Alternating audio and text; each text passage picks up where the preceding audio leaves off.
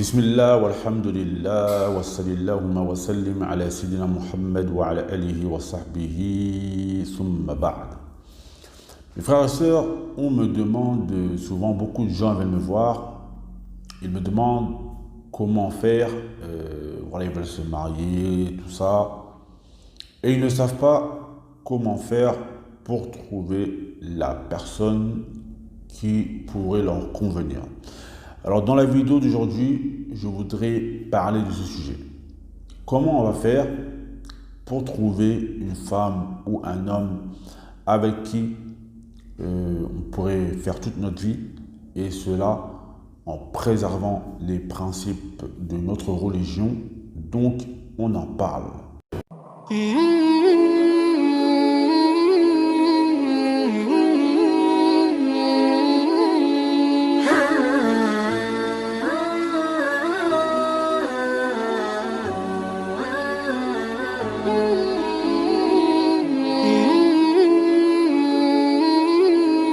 Alors aujourd'hui, dans notre communauté, si on fait, voilà, on faisait un calcul comme ça, on verrait qu'il y a énormément de divorces. Je ne sais pas, peut-être un couple sur deux divorces, je ne sais pas précisément, mais j'entends toujours qu'il y a des divorces. Et pourquoi?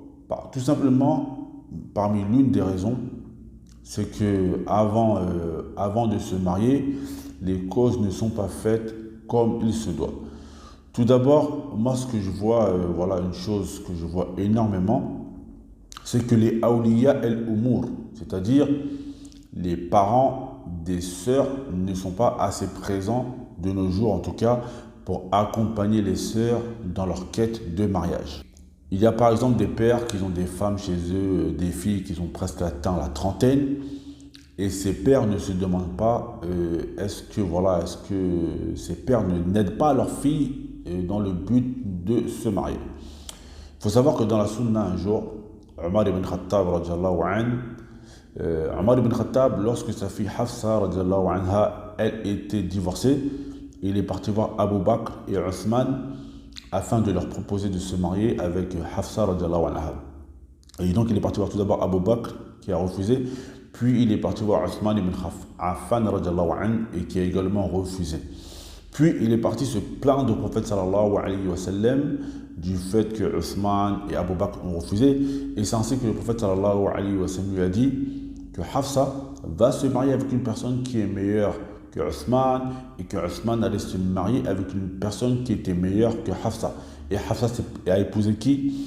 Elle a épousé le prophète sallallahu alayhi wa sallam, et quant à Othman Zi Nourayn, il a épousé deux filles du prophète sallallahu alayhi wa sallam. Et ici mes frères et sœurs, al-shahid, l'important c'est quoi?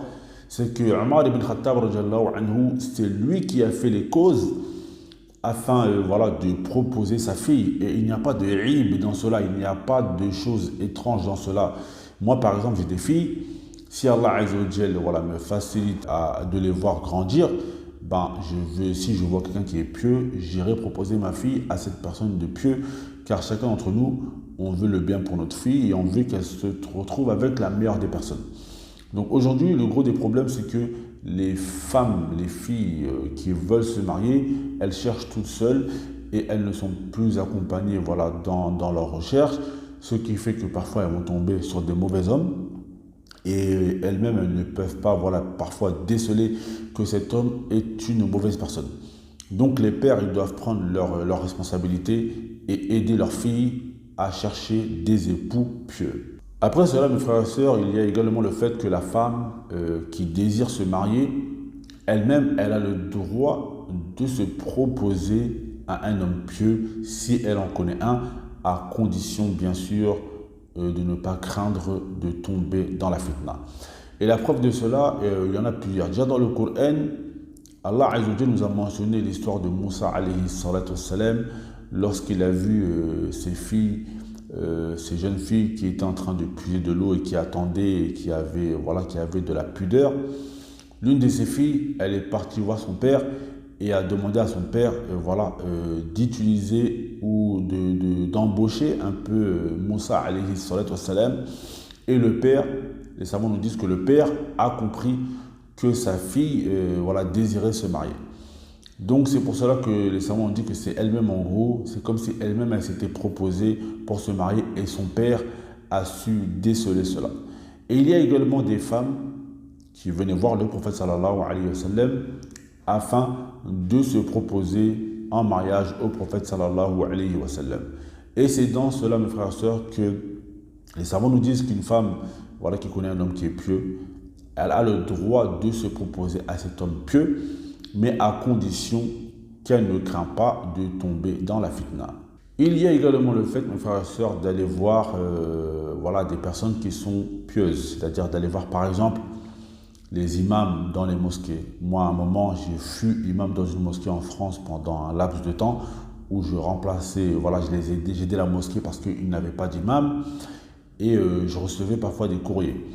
Et une fois, j'ai reçu le courrier d'une sœur qui me demandait de l'aider à trouver un mari. Et moi, je trouve que cela, c'est vraiment une démarche qui est noble de se tourner vers les imams. Parce que les imams, l'imam en arabe, c'est quoi? C'est celui qui est amam, c'est celui qui est devant. Et celui qui est devant, c'est celui qui est quoi? C'est celui qui nous guide. Et voilà, si le guide peut aider les gens justement à se marier, c'est la meilleure des choses parce que c'est l'imam qui connaît les musallin de la mosquée, ceux qui viennent prier, ceux qui sont assidus à la prière. Et c'est même dans ce sens que les sahaba, lorsqu'ils désiraient se marier, certains d'entre eux allaient voir le prophète sallallahu alayhi wa sallam. Donc lorsqu'un frère ou une sœur désire se marier, s'il il connaît un imam dans une mosquée qui pourrait l'aider, je pense que c'est une démarche qu'il ne faut pas négliger. Bien sûr, également, il ne faut pas négliger l'entourage. Et là, je fais un appel à toutes ces personnes qui sont mariées. Aidez vos frères et sœurs dans le but de se marier.